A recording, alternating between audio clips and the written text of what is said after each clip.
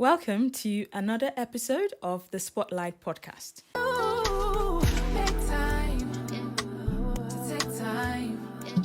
It is your girl Lily D, your creative director, your creative reminder, your beauty babe, period.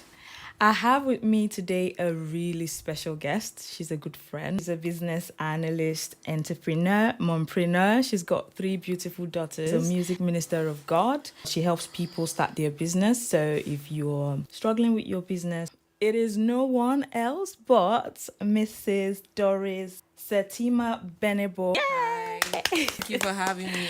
Yeah, I'm so excited to have you here with me. Yeah, it's such Thank a pleasure you for coming. to be here.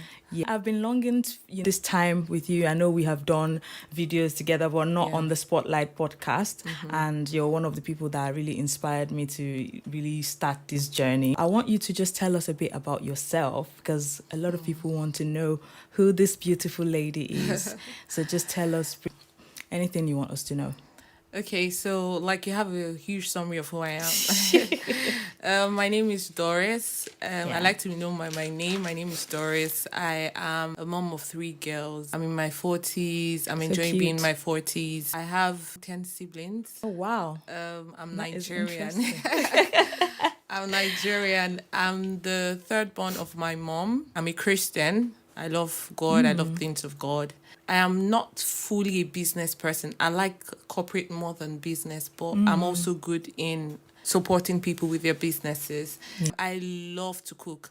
I used to own a restaurant. Yes. And she cooks really well. Yeah, I can love testify to to that. Yeah, I used to own a restaurant, so that's cooking is something for me that I can do 3-4 days without moving. I won't even say I'm tired. Yeah. Don't tell me iron or swim.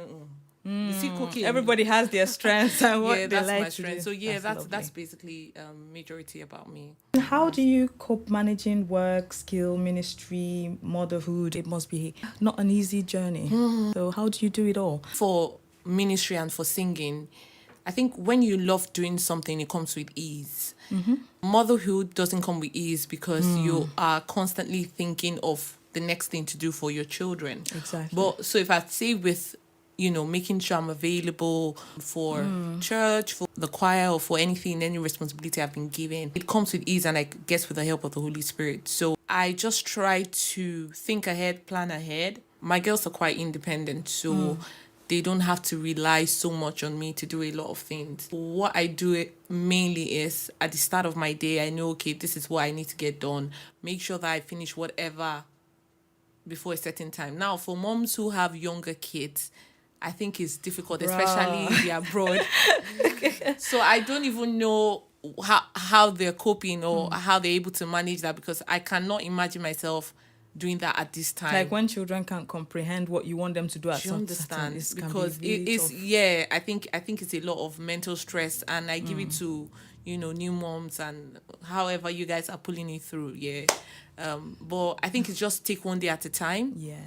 And see how everything plays out for you. That's so beautiful. This question that I always ask my guests when they come, and it's like me putting myself on the spot, really. So I'm just going to ask you, if you had one question, just one question that maybe you've been wanting to ask, but you've not had the opportunity. I'm putting myself on the spot. So what would that question be? Are you shy? I can be. I'm not naturally a shy person. I'm someone that's bold, but I noticed that when I have to do something that has to bring me out, that shyness just comes. It shows. It just overshadows me. But one thing I've learned to do is once I just get into it, I start. I think the boldness just comes once I've started. Okay. But before starting, I can be shy. Don't call me. Okay, so for me too, like when I'm about to sing, when I'm about to get on stage, initially I'll be asking the keyboard guy, hey, are you sure I'll get it? But once I get on stage, forget it. I think it's just that initial fear that, God, I hope everything is going to go well. I hope it's not that my voice is going to hook as I'm singing. I hope the keyboard is not going to play a wrong key. And I think it's just all that playing in your head. But most times when you get into it and you see that, okay, it's flowing, you just relax. You just relax. You just let everything flow. So yeah, that's true. Thank you for answering that question. Thank you for asking the question and giving my Lollydishians the opportunity to hear that. Yeah. So what is your idea of service to God? So there are times where people find themselves in a situation they used to serve in their church before and they're now in the congregation. So what is your opinion about service to God? Me, I take service to God like my job. If I'm going to miss a rehearsal or a service and it's not inconveniencing me in the sense that I'm not at work, I look at it that if I had to go to work, won't I go to work to make the money? If you want to serve, you take the work of God as serious as you take your job. And I believe in perfection at church. I'm going to church, I look my best. I'm at church, I do my best. If I get to a new place and I have to sit in the congregation, the meantime, I don't feel, if you know you have the calling to serve, I feel you would even feel uncomfortable sitting in the congregation. Coming to that, there's a lot of things I want to discuss in this angle because it relates personally to me. It's something I can actually resonate with because I'm in the choir. I've left choir for a while now. And I can tell you I've been feeling really guilty and stuff. But this one is not because I wanted to or maybe just give excuse. It has to do with health reasons. Do I put it like bringing from an empty cup? You're not able to really give yourself as much. I understand the fact that, yes, it's not by power, not by might, because if it was to be by our strength, we will not be able to do the things we do. It's good to have faith and say, yes, I can do this. But when you've had experiences that has been so glaring for people to see, that it's like you cannot handle all of this, not only even with your own self, maybe then involving with your family or something, there is a mental load that is affecting your service to God. But then again, it doesn't mean it has affected your secret place. So in a kind of situation like that, what do you think? Because yes, you go to work if you had to go to work, but there are two different things. Still like taking God's work serious because there are other things that I do for God, if that makes sense. Yeah. So I cannot really say I'm affected. My service for God is affected because one sector of what I do, I'm not doing it again. Because I know this is a lot of people's story that they can relate to. But there are some people, maybe they used to be in the choir or in one department or the other, and they moved location, they went to a different church, and then they started sitting in the congregation, and they just sit. They don't do anything in the church and stuff. Probably that moment, they're still trying to really understand what they want to do, or maybe if they're going to go back to that department, or for example, if they're multi-talented, maybe they'll go to a different department. Based on everything that I said, what else can you say? Another dimension to it. Okay, so I think we as people, I don't want to use the word Nigerians, but it's common to Africans, we tend to streamline service to only what you do in church. But I have my own understanding is service to your children is also service to God. That's your first ministry. Yes. Service to your partner, to your husband, to your parents is also service to God. Like you said, if you have a health challenge, or you have maybe you have a child who is challenged or a partner who is challenged, and you cannot serve at that time, that thing you're doing for that person is also service to God. If we are able to see it in that light, then you won't feel out of place that I'm not doing. So let me say, if I go to another place, I used to go to a particular church at a time, and after a couple of years, I felt so drained. I felt empty. I felt like I wasn't. I was singing, but I felt drained. I was serving in two departments at that time, and I don't have a calling for the children ministry. It's not for me, right? I can raise my children. I can support to raise other people's children, but I can support to raise other people's children. But it's not my ministry. My ministry is welfare and the choir, and I try to stick to what I know. Yes. So if I go to a new church, I as Doris, and I am finding it difficult to fit in, or I'm sitting down thinking, okay, maybe I should serve somewhere else. Max, it should take me 3 months to be able to make that decision to serve. Because for me, when I singing is like, worshiping is like life for me. I don't think that you're not giving it your all. You're giving it your all. Singing from the choir or singing from the congregation is not different. It's the only thing is that person is going on stage as a Levite. You that is singing in the crowd, your worship might even be more accepted than that person that is on stage. Because I know that my Lollydishians will be able to learn from this. Yeah. Because I know that a lot of people are out there that they might be going through the same thing, or they can relate to this and they just feel really bad. I always say to anyone that is like close to me, my parties in choir, I do tell them that, see, I've missed choir. I'm always feeling guilty. Service to God, it's not necessarily streamlined to one thing, like you said. So I know that we've learned something with that one. So let's talk about friendships. The disadvantages, the advantages. What are the pros and the cons for you when it comes to friendships, based on your own experience? What can you say about friendships? Female friendships, let's streamline it. Exactly, because I wanted to ask. Oh my goodness. Okay. So there are different areas for me when it comes to friendships. I think friendship is something I can do more about, because I've had the good, the bad, and the ugly. Oh, tell me about it. I've the good, the bad, and the ugly. I don't think there are disadvantages of friendships. Okay. I think if female friendships are properly handled, managed, appreciated, valued, it would turn into, of course, most times it turns into sisterhood. It turns into lifelong relationships and friendships. Absolutely. Stronger than even a relationship that you have with the opposite sex. Sex. I also feel that people should be more understanding of what the other person is going through. Understand your friends for who they are. I have different types of friends with different characters. And over the years, I have friends that I am still friends with. In short, my inner circle are my friends from high school. Till now, like, that's over 30 years. Yes, and I would speak to them every other day or every day. But I have come to grow and to understand that it's not everything that you pick an offense for. Everybody is going through something that sometimes they cannot talk about. The fact that we don't speak every day doesn't make us make me love you less. I'm someone that is highly confrontational. So if you're doing something to me on the spot, I'm saying it there and moving on. I have maybe one or two friends who don't like to talk immediately. Now, that took me a while to get used to. And to accept them for who they are. They don't want to talk about it. They'll probably talk about it later. Have I lost friendships? Yes, I have. But I just feel that if you cannot cope with me as a friend, then you cannot cope with anybody. I used to say that. Just feel like, listen, I'm a loving person. I'm very caring, down to earth. Why should you have a problem with me? Probably if you have a problem with me, maybe you are the problem. You are the problem. But the thing is, about friendships again, what I can say is, compatibility matters, because there are some people that their aura does not just match yours. We won't even be friends. And it will not just match yours. And those kind of people, most times when it comes to me personally, are people that are just very rude.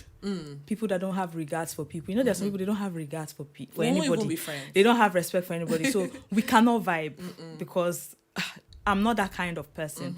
So compatibility does matter. And another thing is, like you said, understand people's situations and everything. There are people that you will not talk to for even years, but by the time you're going to talk, the way you will connect, it will be like you guys have been speaking all the way. Like, there are real friendships, there are true friendships. But there's this thing going on lately with female friendships, and that's why I really brought it on a Spotlight podcast, because listen, I've had a lot of women or ladies that have complained about maybe one lady or the other, backstabbers kind of behavior.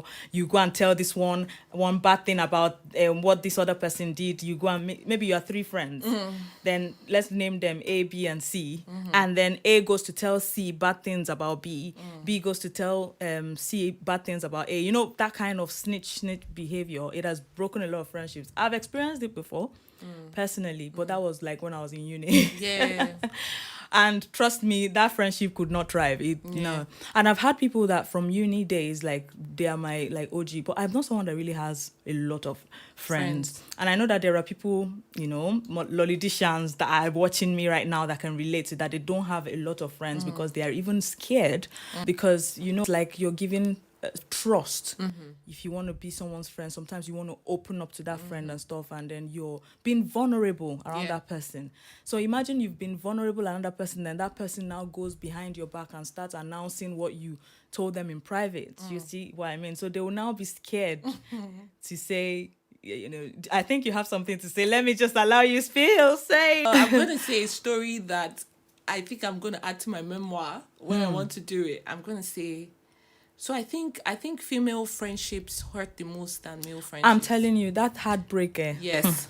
I've really never talked about it, but I'm going to talk about it today. So the first part, when you talked about when people they said, who said, I said, I've always tried not to involve myself in such. And I think growing older, I'm someone I used to have a lot of friends, but growing older with things I've experienced, I have so streamlined my friendship.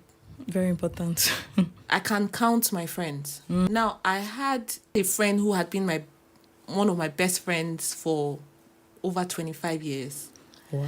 And she did something to me that I could not comprehend. And when I was letting go of that friendship, because I even went back to ask, okay, like you're asking somebody, what did I do? The person cannot say what you did. Do you understand? That Is person it a spirit or what? Because sometimes that I used person to wonder. was not even just my friend. That person was like a sister to me. Like it's so crazy that there is nothing that she did that we did not show up for each other. My family was fully accepted in her, as in she was my sister. I won't call her my friend. I think good friendships too, the enemy attacks it. Don't you think? The enemy can possess anybody and use anybody against you if they want to bring you down, especially someone that they know is close to you. I'm trying to, because if I really let out, you'll be like, that kind of thing can happen. Let it not be. We too don't blunt. speak. Oh, okay. She lives maybe a stone throw from me now. Oh wow. I don't speak to her. Even when I fight with my spouse, it didn't hurt me as what she did to me. She moved into the country, lived with me, with her family. Lived with me for in your house. In my house. Wow. She lived with me. Her sister lived with me. Her family. I didn't know anything was going on in the house. I didn't know that there were discussions happening about me in my house. Oh my God. Then tell me about it. They move out of my house. Her husband comes to say thank you. I didn't get any feedback from her. After a few days, I'm like, what's going on here? Like, okay, I know where you guys are staying now. Okay. I'm one who likes to house a lot of people. Playing the hard way anyway. So, and I go and I speak to her. I what's going on? And she, after pushing, and she now says, you changed. You were behaving funny. This, that. My sister said this, this. And I'm like, okay, we're eating together. Like, you couldn't call me to why tell me. couldn't you say, I feel you're changing. Meanwhile, your sister had started staying with me before you started staying with me. She was highly comfortable. Like, so comfortable that as at the time my house was full, I would sleep on the floor for them to sleep on my bed. Wow. That level of sacrifice. Do you understand? That's something I can do. Yeah. So, okay, why couldn't you talk to me about it? If you felt I was feeling funny, you know what I was going through at that time. You could have communicated it to me. And she was like, one day I just sent her a voice note and I said, you see, I've been through so much in life. Like, my story is a movie. I've been through so much in life that someone would treat me this way, especially someone that I loved and valued so much. So I'm going to let you go. So honestly, one thing I would say is, I think with time, as you grow, there's a limit to what you would take. Do you understand? That one is there. Secondly, I think one of the things I've learned is you need to know how to like streamline like friends from acquaintances and stuff, because some people think maybe, because personally I have a lot of high friends. Trust me, if we call them friends, so to say, because I don't really see them as enemies. I don't know how to, that's why I put them as friends. So I'll call them high friends. So there are a lot of people that, oh, hi, hello, hi, and it ends there. They don't have that closeness with me. They don't have that access to me. So they don't. So there are lots of people like that. You need to know who your people are. And these things that, like what you mentioned, is not new, because it happens from time to time, where people that you've trusted, even with your life, the way they would just, that's why I said, is it normal? Is it really normal? Because it seems as though maybe that moment something is not something is not adding up. Just what I mean, just Yeah. to cause some strain. I'm someone that gives a lot of excuses for people, Yeah. but sometimes when people show you who they are, Yeah, you believe just have them. to, yeah. Just believe them. And especially for women, I think I don't think women should pray about is envy and strife. Tell me about it. That one is yeah. another angle to this friendship again. I think that's jealousy, one thing, envy. Yeah, because for me that was there was a time in my life during COVID, and I was listening to a message, and the pastor was saying, ask God to search, like when you say the heart of man is desperately wicked. That Bible says, he said, ask God to help you search deep within yourself. True.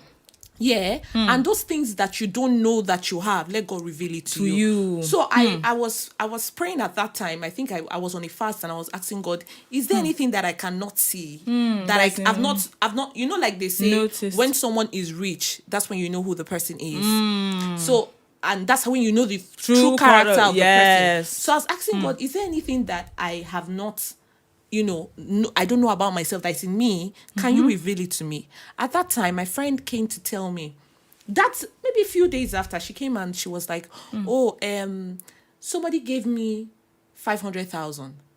And in my head, immediately, you have to be very conscious of your thoughts. In my thoughts, I could just hear, can somebody to give me 500,000? Why is it hard that they will only give because my friends are very good with sharing their good news with me, because Doris, the real Doris, would not envy you. Like, I'm happy you are happy for you. I celebrate your wins. And she said that thing to me, and I felt that thought in my head. So I listened to her. I was very excited. I'm like, I'm so happy for you. And she left. I say, me, envy. I started praying. I prayed till I felt that I didn't even know it had left, but I prayed so hard and asked God, I can't have this in me. I think one of the reasons why these things happen, like this human nature, this flesh. No, you cannot take some things away, especially if you are not, especially when you're in that moment, you're not having it. You're not getting enough as much as that other person. Exactly 1 week after, she came and shared a bigger testimony with me. I was in my 30s. She came and shared a bigger testimony with me, and I felt so much ease in me. I went back and thank God. And since then, I have not had that with anybody, because it's something I have recognized consciously and worked on. So if women could look out for themselves, for each other as they're looking out for, I believe that don't do to me what you will not want me to do to you. Yeah. So if you can think of me as you think of yourself, then when certain things are happening, you're able to communicate. So if I feel Lola should treat me in a certain way, if I feel I'm not being treated in that way, I would voice it out to say, I'm not happy with the way you're treating me, if I value the relationship. Yes. But to be quiet about it, that's wickedness. So I think it also comes off your relationship with God. Yes, that is part of it. Absolutely. Because the thing is, I think with friendships, especially female friendships, that's why sometimes people prefer to roll with their own level or standard. The way we watch movies, how they watch movies and they say, oh, maybe this person's friend is very poor and that other lady is very rich. And that's why the way the rich one nearly removed her eyes for the poor one, the poor one still felt the need to still attack that other one because of this envy that why must it be her? Why must she be the one having it all? She doesn't have money. That lady is having everything. Okay, let me use an example. Someone like Vicky James. Reason why I put her, at least it looks like she has everything working for her, right? And for people like that, most times, friends that are around them, you can't really tell who really genuinely, like if God can open the hearts of men, you will know that there are times that some people would have envied us. If you notice, most of them that are in a circle. They are people that they're making good money for themselves. They also have a family, they have a business, they have things working for them. Most times I've noticed that it's easier for those ones to roll. That's why I said that class thing. I think it's a way people, it's one of the things people do consciously to avoid it. Okay, so I have heard a little bit about Vicky James' story, and a couple of people in her close circle would say that they all started from the ground together. So when they hear a gig is up and they know she can do it, or they'll just wear a dress connect of her each other. Connect each other. So I don't see why I'll be friends with someone at this stage of my life Mm-hmm. that I'm going up and the person's not going up with me. Like, what are we doing? here? Yeah. Yes. We should all make sure that everybody, I can't hear. That's exactly what I'm So trying it's to not say. a class It thing. will help. It's not a class thing. Okay. It's you recognizing that there are different people in your circle and making sure that all of you move together. I can't hear of a place that they pay better, Like or they do lifting them something. up. Yes. It's still the same thing that we are saying. So they are not Is it remain. Well, maybe it's not class. I don't know what to categorize it as. But me just trying to say, like, them achieving things together, Yeah. helping each other Yes. grow Yes. at the same time. Yes. You see maybe I should use the word growth. Maybe if friends actually grow together to Yes. achieve what Yes. each of them have, Yes. it would also help. Yes. Because most times, go and check stories. People have been envious or jealous. Is one person did not have, the other person had more than them. That's always the issue. That's what I've noticed. So, yes, it could be that, and let's not put it just in the area of finance, because it could be that, this person's kids are doing better than mine. Even with our parents, you hear that, you hear stories online when you see that the person's son was doing this, as he come back, they give him poison to eat, whatever. Things are happening, man. Yes, like you said, they might be in, I might have been friends with someone who were in two different classes, but I think that when I am speaking to that person, I should be mindful of what I say. Yes, I was Not coming to to hurt that. the person's emotion, and not to make the person feel less of themselves. Also, I think when you are expressive of maybe your joy or whatever, your happiness, I think in this life generally one has to be really careful. Yes, sensitive. And may God give us the spirit of discernment. Yes. Because even those so-called friends, sometimes there's a time you want to talk and the Holy Spirit will just tell you, shut up, don't say anything. Yeah. Do you see what I mean? Yeah. But because you don't have that discernment, you just talk, and it's not like you meant any harm. Yeah. But then you've given, Too much access for information. problems. So yeah, I think we've actually Covered the Everyone issue goes so through much one on thing that or or the other. There's something called the waiting period. We have seasons that we struggle to cope with. What is your experience about the waiting period? Because the waiting period is a period that is very hard. Some people, they're in the waiting period of having kids. Some people are in the waiting period of having a spouse. Some people are in the waiting period of even having direction of their life. Some people are in the waiting period for their health. Many things. So, I mean, what can you say about the waiting period? How can one cope not to go astray in the waiting period? For the waiting period, I would say that everybody's Situation is different. And I am one who feels that if you have not gone through something, you cannot fully say what that person is going through. You cannot. have to have walked in those shoes. Yeah. Waiting periods that would take years, decades, and it could be something that someone has missed. Maybe you missed this season because of something you did or a negligence on your part, and you have to wait a longer time. In 2024, I was on a job that I wasn't happy about, that I wasn't enjoying. And I had gone to the place of prayer, and God had given me a word in Isaiah to say he had given me a job. It was clear. I didn't need someone to tell me what he had said. And that was 2024. And the week that I got that word from God, I started going to a new church, and the pastor confirmed it. Like, I went to service and the pastor confirmed it. Monday, Tuesday, Wednesday, Thursday, I had interviews. I didn't get any job. And I still needed to survive, because I had made up my mind to leave the other job. You won't believe it took 2 years for me to get another job. It's not like I wasn't working. I'd left that job and moved into another job. One. But I knew that I had not gotten to where God wanted for me. It wasn't even financially convenient for me, because I was earning lower than I was earning with the other one. Yeah, but I just kept reminding God of his word. At a point, let me tell you what I now did at a point. In short, I think the week I did this was the week I got the job. I sat in my car and I said, God, look at this thing this way. When someone sends you a post and you say you have not received that post, when you call the post office, the post office will tell you, let the sender contact them. Because you have sent it. The sender has sent, Lollydi sent me a package. I haven't received it. I call Lollydi, that package you sent me, I haven't received it, right? Lollydi will send me the tracking number. Even when I call the post office will tell me to tell Lollydi to contact them. Because Lollydi is the sender. Yeah. You gave me a word in 2024 that you're giving me a job. This was the scripture you gave. I haven't seen it. Where is it? That's what I said. In my car, I just said I said, where is it? I haven't seen it. Because I just used the post office scenario. I don't know, it just came to my mind. Rema.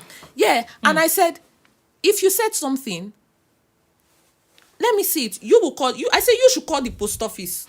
That's what I said to God. I said you call the post office. Next to my house, I will tell you I've received it. Until it has come. I've not received it. You said it, I've not seen it. Oh God. That week. I got a job that I did not prepare for. Oh my God. When I mean I did not prepare for, I'm so inspired by this, honestly. And I know that a lot of people that are listening currently, they'll be inspired by this because it's such great insight. What you just said is really practical. Like, God, I have not seen it. And do you know the funny thing? The waiting period, another thing about it is, even when you have already seen it, like maybe via vision, God has already told you that I am going to do this thing. Yes. And you know that whatever God says he will do, he will do. Yes. At the same time, he doesn't tell you how long it might take. Sometimes it can take 7 years, it can take 10 years, it can take long. Yeah. And that's why I said, don't break. Yeah.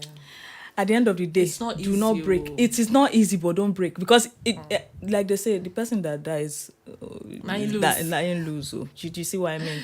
So in everything, don't break. It is hard. Yeah. Because I have my own waiting period. I know what I've waited for years. And sometimes everyone gets to that stage that you're emotional. Sometimes it even seems like it's not forthcoming. It's as if I didn't see very well. Maybe God did not say this. But no, God has said it. Whatever he says he's going to do, he's going to do. Yeah. So yeah, you guys, you heard everything. And I really love that illustration, honestly. So let's talk about fake people. Energy. They say energy never lies. Someone can be hailing you and congratulating you, and somewhere in your mind, you know that they are not just being real about it. What can you say about that? Some people can sense when people are not being real with them, or People who don't have discernment is I think it's to guard your own heart. So if you have not built yourself to the point where you can discern certain things, guard your heart. I also feel that if your hands are clean and your heart is pure, one day, in a short while, I'm hoping that it's not when people have made a mistake, but you will definitely see those people for who they are. Fake people, for me personally, we will not even be friends.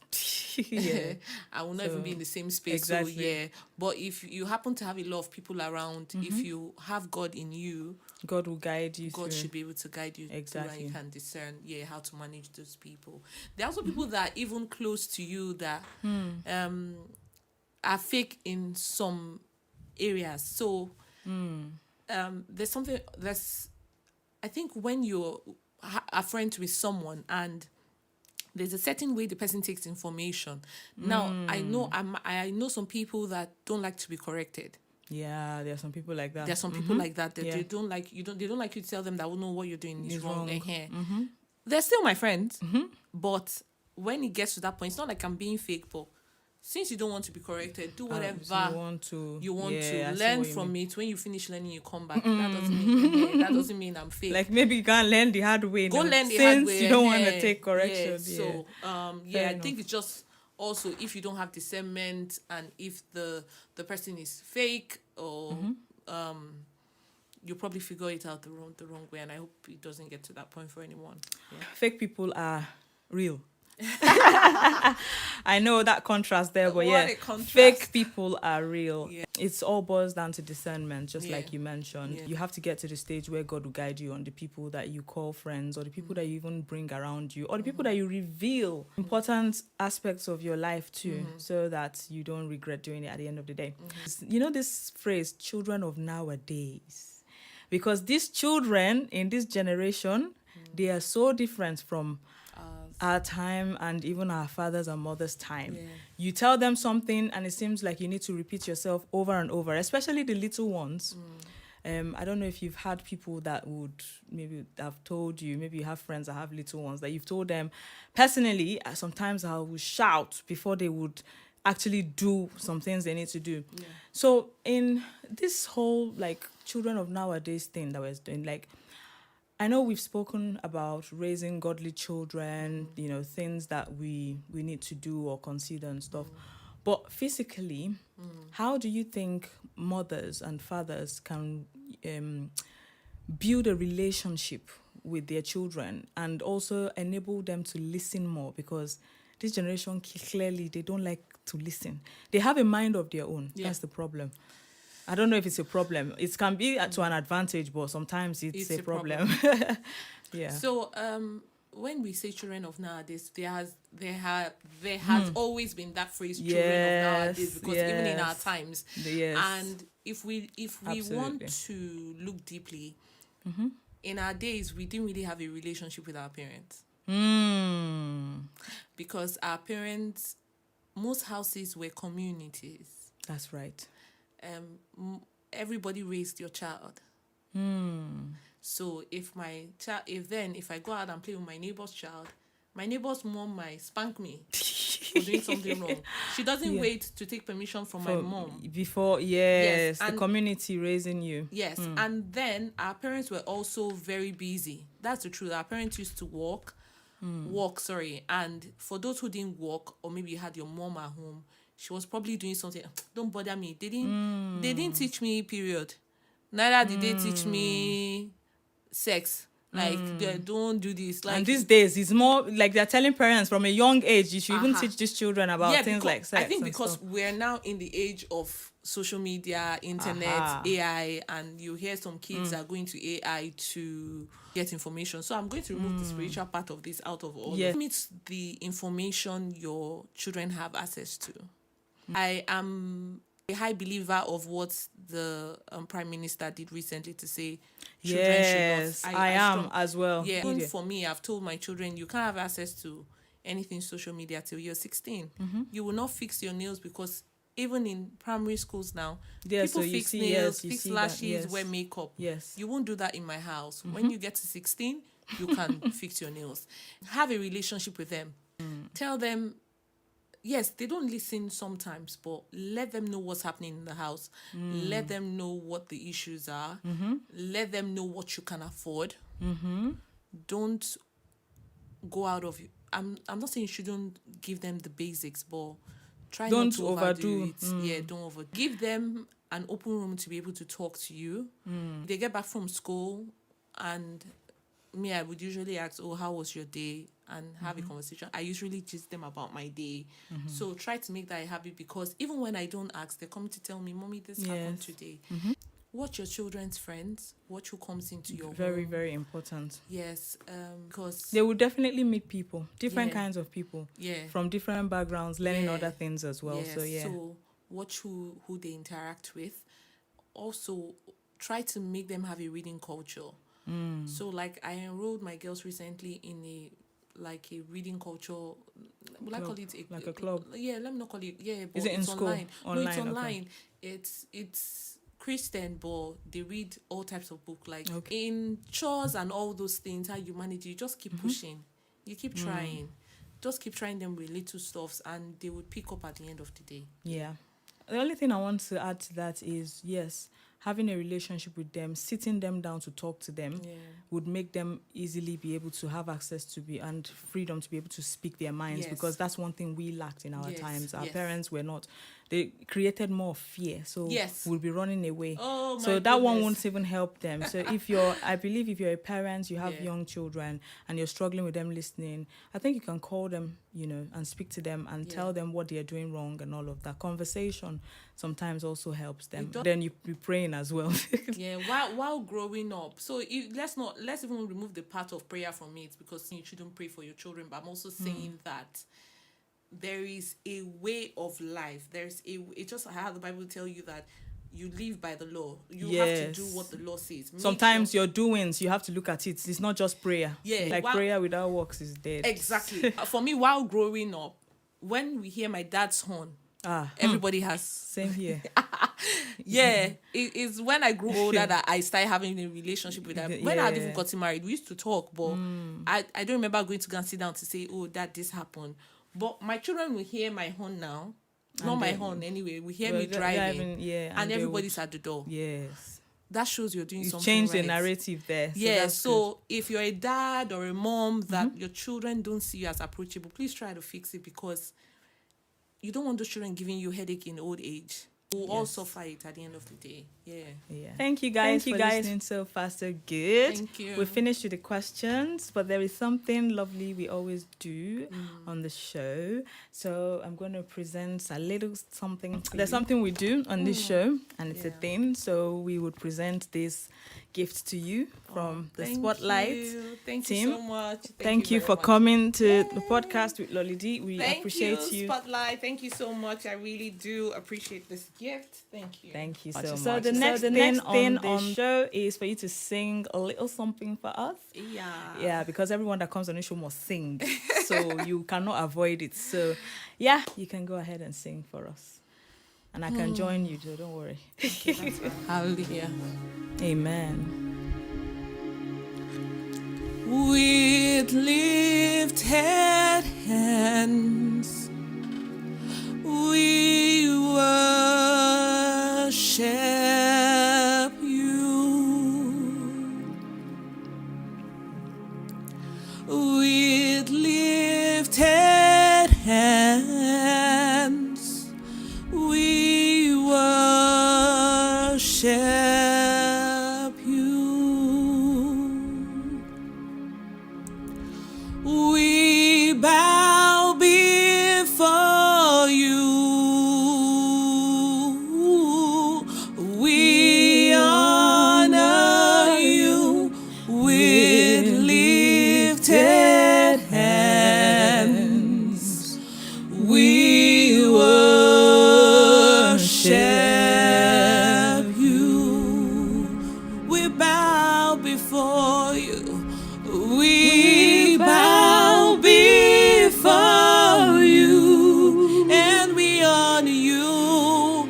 We honor you with lifted hands. Father, we worship. We worship you. Hallelujah. I was already entering the spiritual realm. Thank you so much for coming, and I was blessed by that. I know that even the little that we sang now, some people would have been wanting more. If you guys want more, tell us, say it in the comment section. Tell Let us know. But yeah, thank you so much Thank for you. coming, Doris. Thank you for having so me, happy. Lolly. So thank you so much. Thank you so All much. right, guys, thank you for watching So Far So Good, my Lollydishians. Thank you for sticking to the end of this video. I want you to drop one or two things in the comment sections. I know that we talked about so many things. Anything that you can relate with everything that we mentioned, please drop it in the comment section. I would be reading all the comments, so please do so. And I will see you guys in the next video. Take care, guys. Bye. Take care, guys. Bye.